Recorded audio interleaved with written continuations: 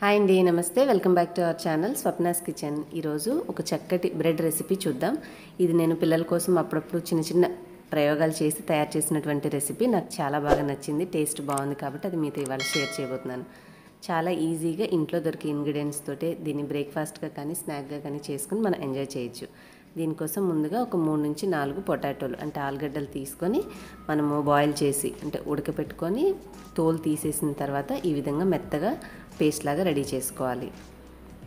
చేసుకున్న తర్వాత దీంట్లో మనము కొన్ని ఇంగ్రీడియంట్స్ యాడ్ చేసుకోవాలండి.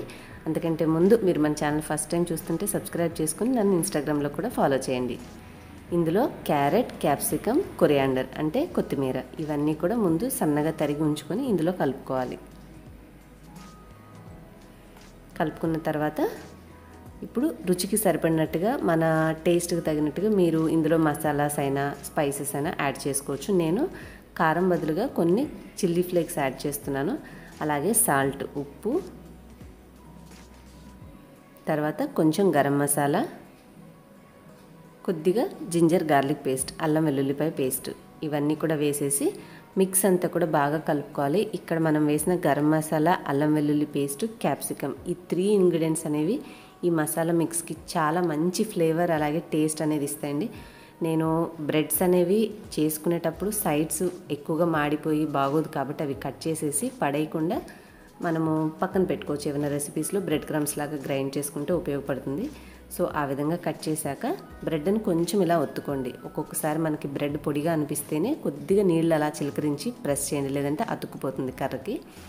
లేదంటే మీరు నీళ్ళు చల్లాల్సిన అవసరం లేకుండా కొంచెం మెత్తగా ఒత్తేసేసి మనము ఈ స్టఫింగ్ అనేది దీని మీద పెట్టుకున్న తర్వాత పైన ఉన్న బ్రెడ్ కూడా దానికి అతుక్కొని ఉండడానికి కొంచెం ఫ్లాట్గా చేసుకున్నామంటే అంటే ఇప్పుడు చేసినట్టుగా ఒత్తితే చక్కగా మెత్తగా అయ్యి అది వంగుతుంది. అప్పుడు మనం రెండుని కలిపినప్పుడు స్టఫింగ్ అనేది కదలకుండా రెండు మంచిగా ఫిక్స్ అయిపోయి ఉంటాయి. ఇలా తయారు చేసుకున్నాక మనం పైన ఒత్తినప్పుడు పక్కకు వచ్చినటువంటి స్టఫింగ్ అలా ముద్దలు ముద్దలుగా కనిపించకుండా మీకు నేను వీడియోలో చూపించినట్టుగా 2 చేతులతో సర్వ్ చేసుకుంటే నీట్గా స్టఫింగ్ అనేది ఫిక్స్ అయిపోతుంది. తర్వాత ఎడ్జెస్ ఏమన్నా కొంచెం తునిగినట్టు ఉంటే కొంచెం వాటర్తో మనం తడుపుకొని లైన్ చేసుకొని ఈ విధంగా మనకు కావాల్సిన బ్రెడ్ స్లైసెస్ని రెడీ చేసి పక్కన పెట్టుకోవాలి. ఈ విధంగా చేసుకున్న తర్వాత స్టవ్ మీద ప్యాన్ పెట్టుకొని కొంచెం ఆయిల్, వీటిని చాలామంది డీప్ ఫ్రై కూడా చేస్తూ ఉంటారండి. చేస్తే చాలా మంచి కలర్ వస్తాయి. కాకపోతే ప్రాబ్లం ఏంటంటే బ్రెడ్ ఎక్కువగా నూనె పీల్చుకోవడం వల్ల మనకి తినేటప్పుడు కొంచెం వెగటగా అనిపిస్తుంది. ఆ ఇబ్బంది రాకూడదు అంటే కొద్దిగా షాలో ఫ్రై అంటే ఒక 1 or 2 స్పూన్స్ ఆయిల్ వేసుకొని జస్ట్ లైట్గా మనం చిన్న మంట మీద పెట్టుకోవాలి. మంట ఫ్లేమ్ అనేది ఎక్కువ ఉంటే మాడిపోతుంది. సో చిన్న మంట మీద మీరు ఒక సైడ్ ఆయిల్ రాసుకున్న సైడ్ కాల్చుకున్నాక ఇంకొక పక్కకి టర్న్ చేసుకోవాలి. చూసారు కదా ఎంత మంచి కలర్ వచ్చాయో. దీంట్లో ఎస్పెషల్లీ మనం వేసిన జింజర్ గార్లిక్ పేస్ట్, క్యాప్సికమ్ ఈ 2 కూడా చాలా మంచి మసాలా ఫ్లేవర్నిచ్చి మీరు తినేటప్పుడు ఇవి ఎంజాయ్ చేయగలుగుతారు. సో నేను చెప్పడం కాదు, ఒక్కసారి నేను చెప్పిన ఇంగ్రీడియంట్స్ యాడ్ చేసి మీరు ఇలా ట్రై చేయండి. తప్పకుండా మీరే నాకు ఖచ్చితంగా ఇన్స్టాగ్రామ్లో మీరు చేసినటువంటి పిక్ని నాతో షేర్ చేస్తారు. అంత గ్యారంటీ ఇవ్వగలను రెసిపీకి.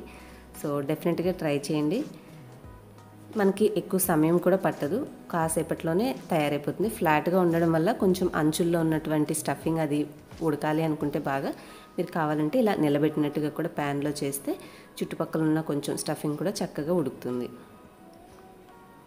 ఇలాగ మనము కొంచెం అవసరమైతే 2-3 చుక్కల నూనె అనేది చిలకరించుకొని చక్కగా గోల్డెన్ కలర్ వచ్చే వరకు కాల్చుకొని టొమాటో సాస్తో సర్వ్ చేశారంటే హ్యాపీగా ఎంజాయ్ చేసేస్తారు పిల్లలైనా పెద్దవాళ్ళైనా. సో ఈ రెసిపీ నచ్చితే మరి లైక్ చేసి మీ ఫ్రెండ్స్ అండ్ ఫ్యామిలీతో షేర్ చేసి మీ పిక్ని నాకు ఇన్స్టాగ్రామ్లో షేర్ చేయండి. ఈ వీడియో నచ్చితే లైక్ అండ్ షేర్ చేయండి. మరిన్ని రెసిపీస్ కోసం సబ్స్క్రైబ్ చేసుకొని బెల్ కూడా యాక్టివేట్ చేసుకోండి. ఇలాంటి మంచి మంచి రెసిపీస్ నేను అప్లోడ్ చేసినప్పుడల్లా మీకు నోటిఫికేషన్ తెలుస్తుంది. నెక్స్ట్ వీడియోలో మళ్ళీ కలుస్తాను. Thanks for watching.